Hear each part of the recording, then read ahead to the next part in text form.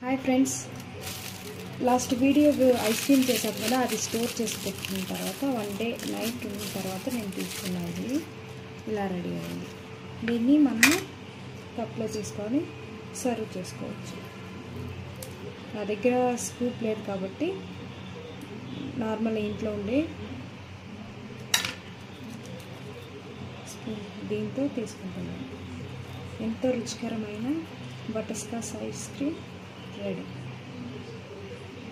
పిల్లలు చాలా ఇష్టంగా తింటారు